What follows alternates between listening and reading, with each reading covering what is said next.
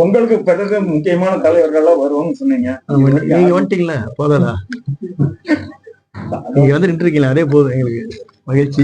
கரூர் சம்பவத்துக்கு அப்புறம் இப்ப அடுத்த கூட்டங்கள்ல விஜய் வந்து நடனம் ஆடுறாரு.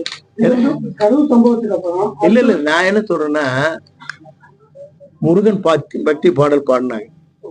அவர் கூப்பிட்டாரு, அவர் ஆடிட்டு, சார் நீங்களும் சால்வி போட்டது நீங்களும் என்கிட்ட கொஞ்சம் ஆடுங்கன்னாரு. அவர் அதுக்காக ஆனாரு. இப்ப தெரியுது, நான் அவர் சொல்றேன். நயனா நாகேந்திர ஆடலையா?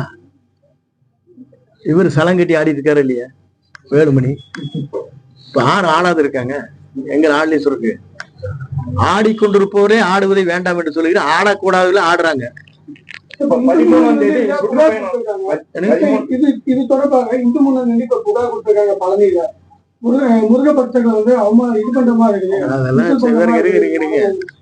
இதெல்லாம் வந்துங்க, ஒவ்வொருவரும் ஒரு கருத்துக்களுக்கெல்லாம் நான் பதில் சொல்ல முடியாது. யாருமே புண்படுகின்ற அளவுக்கு அதுல இல்ல, கருத்து இல்ல.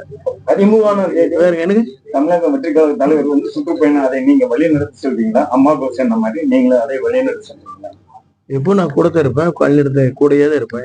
என்ன உங்களுக்கு அதுல என்ன சந்தேகம்? இல்லைங்க அடுத்தது எப்படின்னா, இல்ல விரைவில் நான் 2 நாள் அறிவிப்போம். இல்ல அதுதான் 2 நாள் அறிவிச்சிருவோம். அவர் அறிவிக்கிறதுக்கு முன்னாடி நான் சொல்லக்கூடாதுங்கிறதா.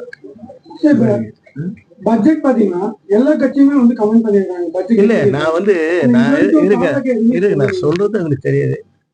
நாங்க வளர்ந்து வருகிற கட்சி, மக்களுக்கு சேவையாற்ற வேண்டிய கட்சி, மக்கள் சேவையை மனதிலே வைத்து எதிர்கால தமிழகத்தை நோக்கி நாங்கள் பயணங்களை மேற்கொண்டிருக்கிறோம். ஆட்சிக்கு வந்துருவோம். வந்ததுக்கு பிறகு இந்த கேள்விக்கான பாஜக இப்ப அண்ணாமலைக்கும் நயனா நாகேந்திராவுக்கும் ஒரு முட்டல் மாற்றம் கேள்விப்பட்டோம். அது அவங்க 2 பேருக்கு தான் கேட்கணும். முட்டலாம் மோதலாம் அப்படிங்கிற அவங்க தானே கேட்கணும்.